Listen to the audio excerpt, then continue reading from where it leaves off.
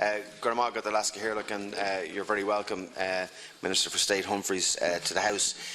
My colleague, Senator Pascal Mooney, being our social protection spokesperson, has outlined our main issues with regard to the aspects of the bill that we don't agree with and other aspects that we welcome, such as the restoration of the respite care grant. And I do know there are colleagues opposite, particularly Senator Maloney, who at the time when that vote came through was very difficult for them, and they did fight hard for the restoration of that grant, and I commend you for it.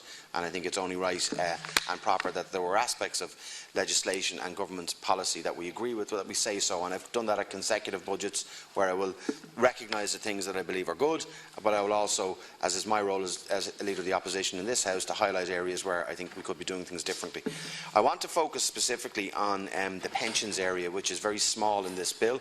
I have tabled amendments on pensions for this, and I think one is which is more not quite a technical thing. I think it's something that might be lost within the bill, is section 23, which effectively the amendment of section 128 of the Principal Act. It looks to me, by the reading of the bill, that government are proposing the merging of the Financial Services Ombudsman with the Pensions Ombudsman. I think that's a retrograde step. I think pensions is a massive issue in this state. I think we are all aware that the pensions liability for the state is multiples of what the banking liability was. But every successive governments have kicked this problem down the road, and I say successive governments, and so not just to lay the blame at the door of this government. I actually think that's a dangerous step forward, because there needs to be an even better focus and a clearer focus on pensions into the future. And if I'm correct with my reading of the bill, your officials, I'm sure, will tell you in your response that it appears to me section 23 you're proposing subsuming the Pensions Ombudsman into the Financial Services Ombudsman. We won't agree to that. I will be tabling amendments to delete that section. Sorry, Minister, do you want to? No. Yeah. Okay. So that is more in relation to that. What I was hoping would happen as well would be in relation to the whole area of what Government and Minister Burton brought through, I think, in the 2013 Act, was to bring in effectively single insolvencies on pension schemes, which allowed a solvent, profitable employer to run down their pension scheme and allow them to walk away from particularly defined benefit schemes where they've massed up massive liabilities. That's called a single insolvency. We had proposed, going way back, that a solvent firm shall not be allowed to close a defined benefit pension scheme except where the scheme has reached a minimum 90% funding standard. That is what happens in the UK. That is what happens in many European countries. What we did was this government relaxed those rules, and then lo and behold, what happened afterwards is the airport pension scheme came tumbling down, whereby retired members lost 6 weeks of their pension, and where those long-serving deferred members have lost up to 60% of their pension entitlements. That was facilitated by this government's 2013 Social Welfare Act, and I flagged it at the time. I think it was 213 or it might have been 214, it was one or the other, but I flagged it at the time.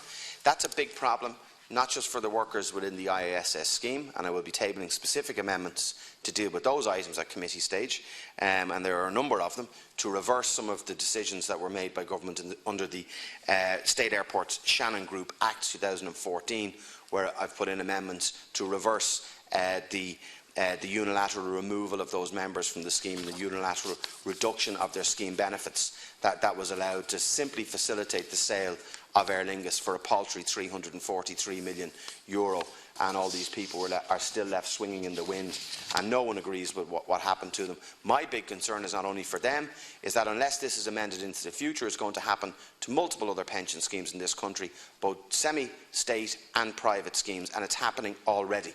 Because this government have given a roadmap to employers, a roadmap as to how they can run down a defined benefit scheme where people have been promised a benefit at retirement based on the contributions that they make, and effectively then that the employer can extricate themselves from those commitments to those employees and simply set up a new scheme and write off the deficit, thereby making that company more profitable, thereby making that company more available for sale, should it be a commercial semi-state, and for a private company, allowing them to walk away from their pension responsibilities. That's a really, really serious issue, and it's for reasons like that that we should not merge the Pensions Ombudsman. But more importantly, what I'm particularly concerned about is that we're going to have a situation whereby thousands of other workers, on top of the 15,000 particularly the 5,000 retired and 5,000 deferred in the airport pension scheme, the IASS scheme, they're the first.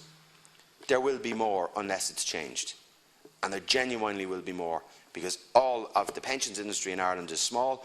All the pensions experts and the various companies that are here know that this is available, and they're giving this advice. This government are permitting that under legislation that you have brought forward and brought through. So I think we have a chance now, in the last couple of months of this government, to reverse that very, very bad decision and to make sure it doesn't happen to any other people who are entitled to their pensions. And it can be very easy for us as public representatives and for others within government departments who, by the way, are paid pensions. They contribute to them, but there's no funding of state pensions at all. It's paid out of current revenue. These are people who have pension schemes, and these schemes are being ripped up and torn asunder because of legislation brought forward by this government. So at the committee stage, I have 4 specific amendments that I will be raising to undo the very, very bad work that's been done in relation to pensions. And I would ask, Minister, and conclude at this, that particularly in relation to Section 23, if I'm correct about the merging of those 2 offices, that you will go back to Minister Burton and let government rethink that decision, because I think in future, in 15-20 years' time, whether we're here or not, this state will be dealing with a much greater pension liability that we all keep kicking down the road, because it's going to happen in 2030, 2035. We're responsible for forward planning as well. So thank you for your attention, and I look forward to your response.